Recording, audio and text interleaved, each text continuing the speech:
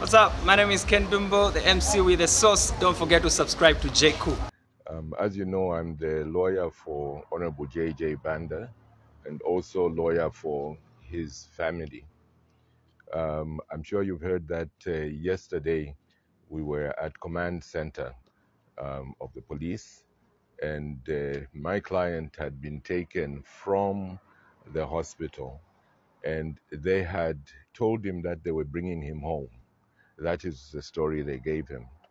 And as a result, he was in fact in his dressing gown because in his mind he was getting into the car going home, so there was no need for him to change into civilian clothes. Um, and then it turned out that that is not actually what they wanted to do. And they took him away to command center. He had rang me before they started off, and they told me that they were taking him home. So I told him that, well, tell them to wait so that I will come over and be the one who actually takes you home. If they want to escort us, they can. And I think when they heard that, they then immediately just took him away. It is very, very unfair that somebody who is legally represented can be taken away to go and be interrogated without his lawyers being informed, without his lawyers being present. They cannot say they did not know how to contact me because my details are at Soko. My details are with the police themselves. And if they really wanted to, they could have asked my client for my numbers. So it was definitely an attempt to start interrogating him without his lawyers, which is against the constitution of Zambia. Luckily, my client knew his rights and he refused to start talking to them, and he remained quiet, and he waited for me to finally get to command center. When we got to command center, I had a brief discussion with him, looked at the state he was in, looked at the discharge slip that the hospital had given, which clearly stated that he has got aspects of stress, acute stress disorder.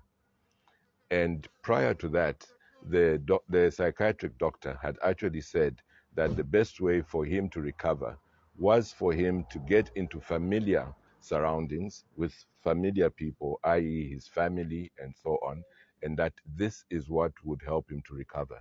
But if he was taken into a foreign environment, that this would be detrimental to his health.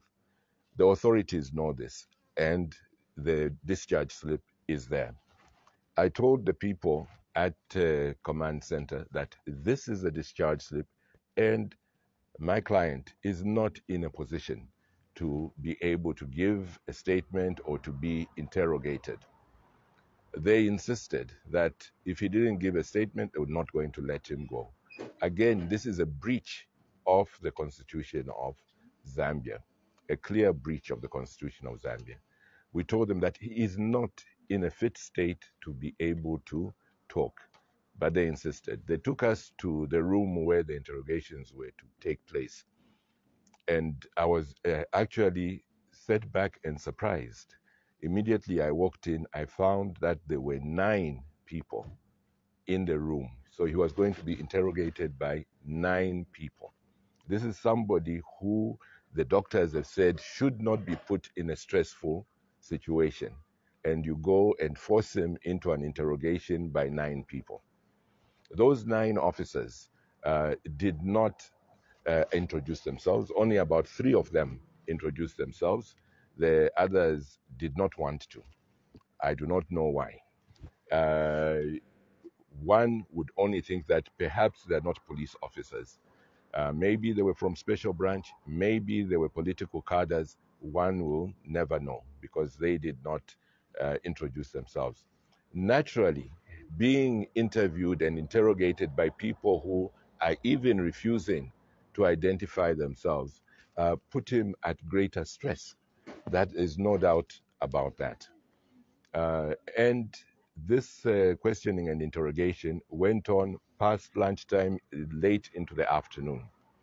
When he had been taken away from the hospital that morning, the only thing he had had was a very, very, very light breakfast, very light. And so from the time he was there right up to after 17 hours, when they took him away from us, he did not have anything to eat. This is a patient from a hospital bed that you keep for hours without any food and water. I think that clearly that is a breach of his rights, and it paints a very, very sad picture of our democracy. Such things should surely not be happening in Zambia. As we were finishing with him, they then said that they wanted to interview the wives, and they started to do so. I asked that even as they interview the wives, he be allowed to go home, rest, and change. And the person who was in charge said no, he could not go. I asked, is he under arrest for you to say he cannot go? They said, no, we're not letting him go. Again, this is a breach of his rights, and it is totally inhumane for them to have acted that way. One could clearly see that he was getting weaker and weaker as we were sitting there. But they didn't mind, they didn't care about that.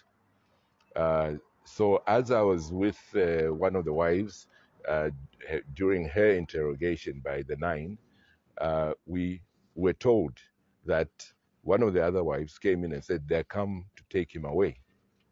And so I had to quickly go out to see what is happening. And 2 people had come and they wanted to take him away whilst I was in the other room. They didn't even have the courtesy to tell me that we're taking your client. They wanted to just abduct him secretly and take him away. We tried to negotiate with them, but they were dead set on doing what they were doing. I said, he is in my custody, you cannot take him. And they took him away. That amounts actually to the 3rd abduction within a week that my client has undergone. He was abducted from his own car. He was abducted from Medlands Hospital, and he was abducted from the arms of his lawyers yesterday. And this is somebody who has acute stress disorder, which they know about, but they put him through such stress. They told us that they're taking him to force headquarters, but that was again a lie. It seems that they are not able to give simple truths. Instead, what they did is they took him in the car, and we were saying that the wife must also accompany him since they were refusing that he should come in my vehicle. And they agreed to that. So we thought. So I started going towards my car so that I would be able to follow. Immediately, I had gone some distance. They stopped the wife from getting in. They pushed in my client, slammed the doors, and sped off. And I was not able to start to follow them in good time. Actually lost which direction they were in.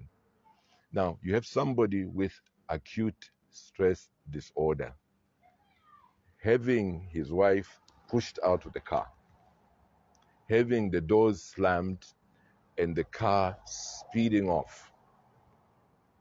You don't know where they're taking you. Your family and your lawyers have been left behind. That naturally would raise your stress levels.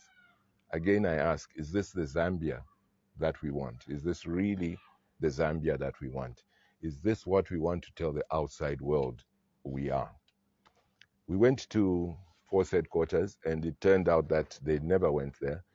They had merely lied to us.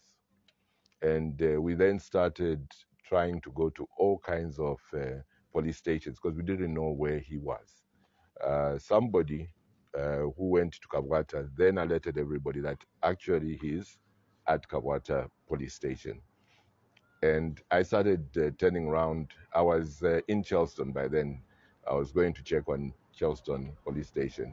to come back to Kawata.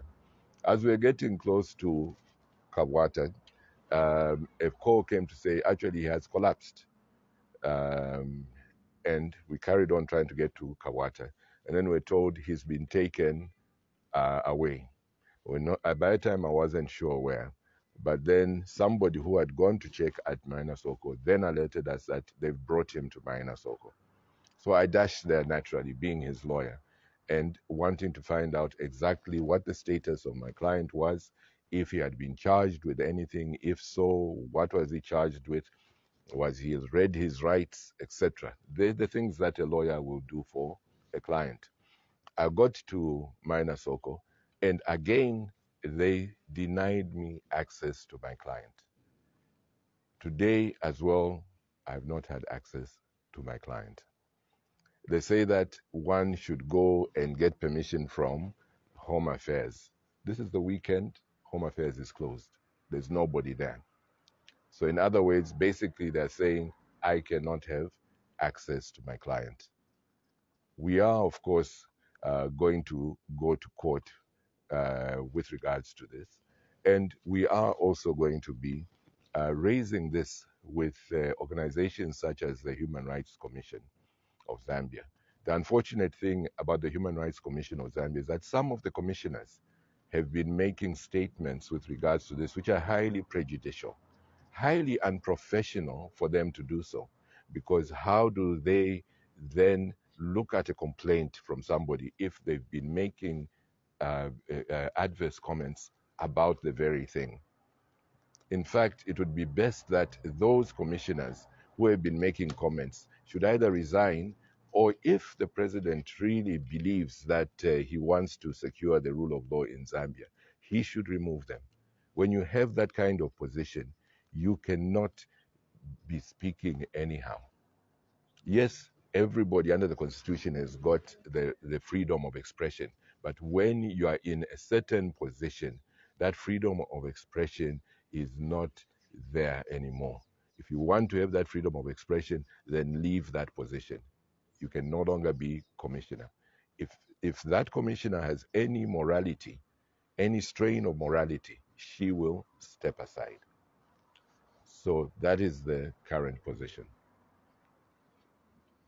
Questions? One or two? Yes. Council, you were with Jay yesterday. There's a rumor going around that you mentioned he's abducted. Is that true? Yes, that is true. He did mention his abductors.